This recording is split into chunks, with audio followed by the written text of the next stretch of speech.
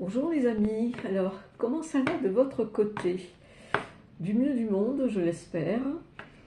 Donc aujourd'hui on va changer un peu les choses, ça m'est venu comme ça, donc je me suis découpé une douzaine de cartes parce que on va regarder un peu du côté de l'astrologie. Je vais tirer une des 12 maisons, donc un sujet des grands domaines de la vie, donc. Et ensuite, une fois que j'aurai fait ça, pour vous, donc, je ferai un tirage avec les murmures de l'univers et le message des arbres, et nous verrons ce qui se passe, ce qui s'en vient, on va dire, voilà. Alors, un tout petit mélange, ça sera vite fait, voilà. Donc, je vais les étaler.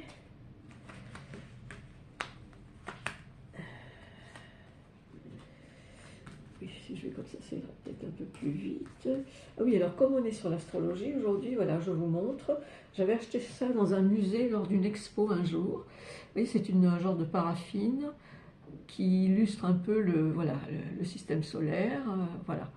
C'est pas une boule à neige, hein, ça pourrait, remarquez bien, on pourrait en faire une, hein, comme ça serait chouette. Oui. Voilà, donc alors, pour vous mes chers amis, on va sortir un sujet, un des grands domaines de la vie. Donc pour aujourd'hui, ce sera ce qui correspond à la maison 12, donc la destinée mûre, l'abnégation, le don de soi, tous les lieux clos comme les internats, les prisons, les couvents, les monastères, voilà, tous, et aussi et les lieux de ressourcement où on aime bien aller tout seul par exemple, faire une retraite quelque part aussi, voilà. Oui, puis c'est aussi les restrictions, hein, voilà. Et la destinée mûre, ça peut être aussi la vieillesse, effectivement. Donc voilà le sujet pour maintenant. Donc je vais commencer effectivement par les murmures de l'univers. On va s'y mettre là-dedans un petit peu, beaucoup de lumière, voilà. Je vais les battre. Alors, par rapport à la maison 12, la destinée mûre, le don de soi, les lieux clos, c'est vrai que là, on pourrait voir ça aussi, que à Noël, tout le monde sera un peu dans son lieu clos familial, la maison, voilà, par rapport à cette fête de Noël et de la Sainte Famille. Voilà, donc, alors,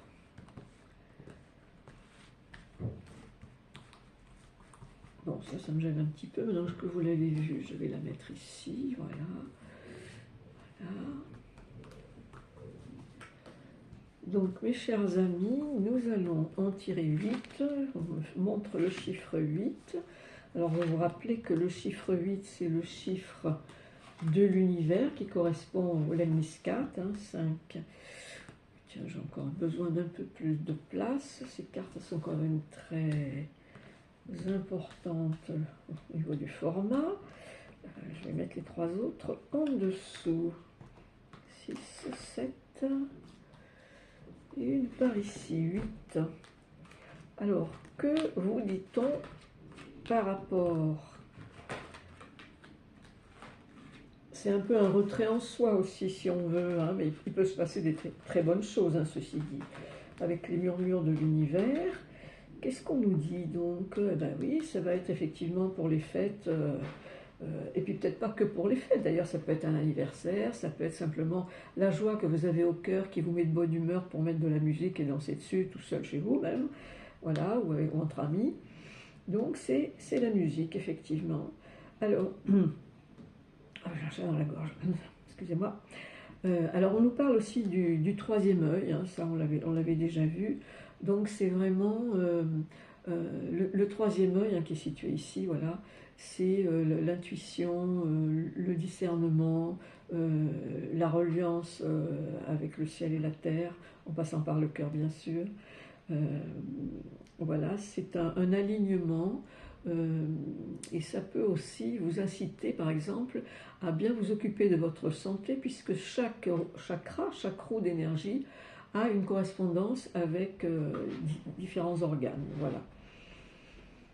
Alors, ce sera le moment là, puisqu'on on va terminer l'année, il faut préparer les graines. Hein, voilà, on a les graines ici. Donc, il faut les préparer pour les semer. Hein. Donc, regardez dans vos besaces si vous avez des graines. Ça peut être des besaces intérieures aussi. Hein, les graines que vous avez envie de semer, vos projets. Euh, voilà, les plans que vous tracez sur la comète, on pourrait dire. Alors, certains d'entre vous auront une révélation. Donc ça, c'est plutôt pas mal, parce qu'en général, quand on a une révélation, c'est qu'on comprend tout à coup quelque chose que l'on attendait parfois depuis très longtemps. Et ça peut être un allègement, un éclairage, voilà, une compréhension forte et nette. Donc ça, c'est quand même très très bien. Et par rapport, voilà, comme la carte 12, la maison 12, c'est la destinée mûre, vous pouvez aussi avoir des révélations sur vous-même. Hein, voilà, comme un espèce d'eureka. Voilà, vous vous levez un matin et bingo, je viens de comprendre telle chose. Ça, c'est chouette aussi, oui. Alors, les lieux clos, évidemment, ça peut être aussi un lieu où, en cette fin d'année, vous choisissez par exemple la solitude consciemment, parce que vous en avez besoin, parce que vous voulez faire le point, le bilan, parce que vous avez aussi envie que, dans un moment de paix avec vous-même, laisser un peu les choses remonter de l'inconscient, qui peut aussi donner d'ailleurs une révélation, une compréhension. Et donc, tout ça, toutes ces attitudes, ces comportements d'auto-introspection, après on a la carte du double arc-en-ciel. Donc, ça peut donner de belles lumières, de belles couleurs. Les couleurs, c'est aussi la créativité. Donc, pour trouver quelque chose de nouveau, alors une nouvelle attitude, puisque si vous changez votre regard, voilà, par rapport. Alors, des fois, ça peut être la maladie, hein, puisque dans les lieux clos, on a aussi les hôpitaux. Donc, c'est vrai que la maladie est très fortement porteuse, ainsi que les accidents de la route et tout ça. Ils sont très fortement porteurs de compréhension. Puisque quand vous êtes dans un lit d'hôpital, si vous n'êtes pas dans le coma, bien sûr, vous avez toute votre tête, vous avez quand même des occasions de réfléchir sur votre sort, sur pourquoi vous en êtes arrivé là, par exemple, et ainsi de suite. Donc c'est aussi propice à l'auto-analyse, voilà. Ensuite, donc, vous avez la protection d'un ange, et de plus celui-là je l'adore parce qu'il est mi-ange, mi-humain, et elle est souriante. Regardez, j'adore cette carte, vraiment. Donc c'est le sourire à la vie, la confiance en ce qui s'avance pour vous. Voilà. Et on a la carte du temps, les chiffres. Donc c'est en quelque sorte, il est temps de faire ce que vous avez à faire. Peut-être un super désir qui est toujours resté à l'intérieur de vous. Même peut-être que vous ne vous rappelez même peut-être plus que vous n'en avez jamais parlé. Mais c'est peut-être le cas, donc il faut fouiller du côté de votre potentiel, de vos aptitudes, quitte à remonter à l'enfance pour ça, à l'école, dans les petites classes, dans la famille, pour retrouver des ficelles à tirer, vous voyez. Voilà, parce que si effectivement la maison 12, c'est un peu aussi la carte, la maison du passé, hein. Donc c'est un peu solder le passé, pour précisément réaliser qu'il est temps de réaliser, voilà, il faut réaliser qu'il est temps de réaliser, de se réaliser, voilà. Et donc pour ça, vous pouvez aussi vous aider de la nature. Mère Nature est à la fois apaisante, et par exemple, combien de fois, moi, en revenant d'une balade, j'ai eu des réponses, même sans question, hein, j'ai eu des réponses à des questions même parfois récentes d'il y a, je sais pas, une semaine par exemple. Et tout d'un coup, clac, la réponse arrive. Donc la détente du cerveau, d'aller dans la nature, d'observer l'eau, les oiseaux, les herbes, les arbres, les fleurs, ça vous coupe le mental qui cavale en permanence, quoi, hein, voilà. Donc c'est la raison pour laquelle ça peut aussi apporter des bonnes réponses, voilà. Donc tout ça par rapport à cette maison 12. Alors, il y a des personnes pour qui ça va être le moment de renoncer à certaines choses, de renoncer à des biens, de renoncer à des personnes, de renoncer à des lieux, de renoncer à de l'argent, que sais-je, des biens matériels. Et pour d'autres, ça va être en terminer avec ces renoncements, aller de l'avant, en préparant les graines, là justement, et de vous dire qu'il est temps que vous fassiez enfin ce que vous aimez, que vous vous épanouissiez. D'ailleurs, il n'y a pas longtemps, j'ai fait une vidéo aussi sur la réalisation de soi et l'épanouissement. Donc vous pouvez aussi aller la regarder, hein. Voilà. Donc, est-ce que j'ai besoin de recouvrir là pour nos chers amis ou de dire encore autre chose sur la maison 12 là?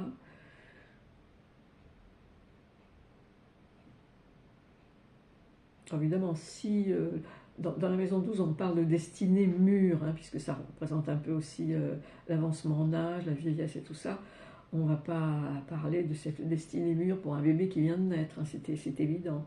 Donc ça s'adresse plutôt effectivement à des personnes adultes hein, qui ont déjà de la bouteille. Alors la bouteille à Noël, attention, hein, attention, pas trop. Hein.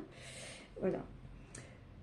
Donc, alors oui, donc là bah, c'est bon, hein, le tirage sur cette maison 12, j'espère que ça vous aura quand même éclairé. Hein.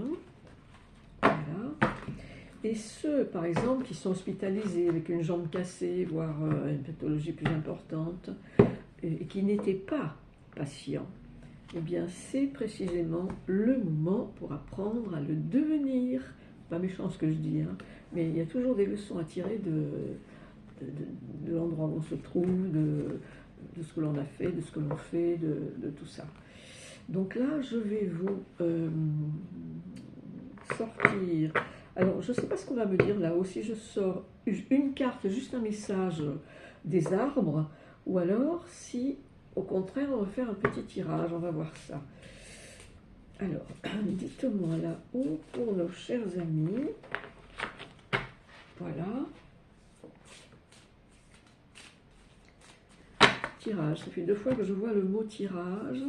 Et alors, combien juste de cartes cette fois-ci? Bon, d'accord. 2, ok.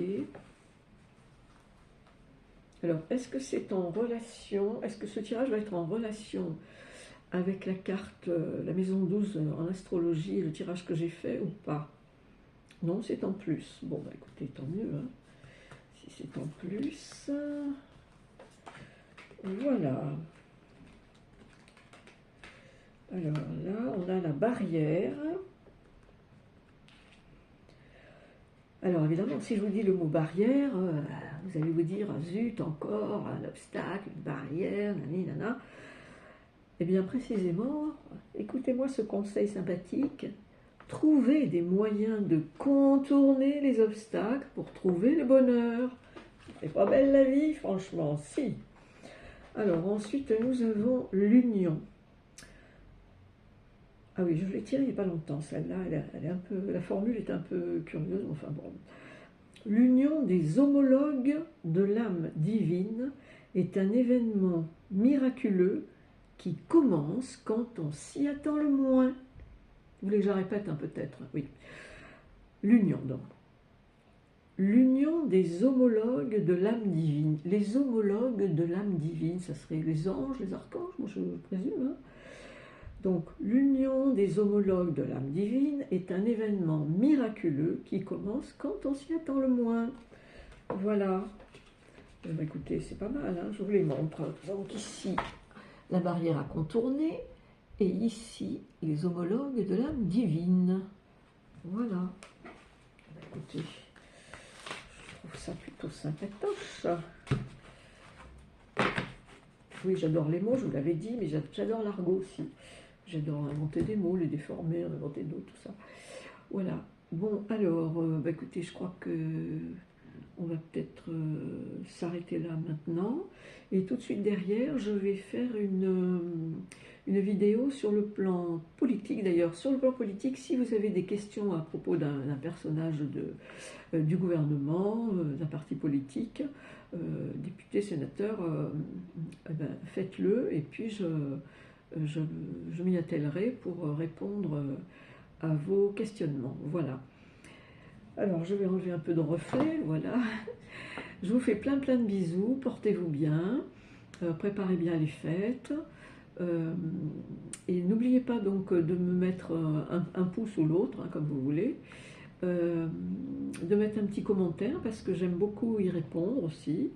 Et puis pensez à vos questions. Et puis par rapport à l'algorithme de YouTube, donc pour qu'on puisse nous mettre en avant, et bien si vous vous abonnez, ce sera avec plaisir, ça me fera très plaisir. Au revoir, à bientôt.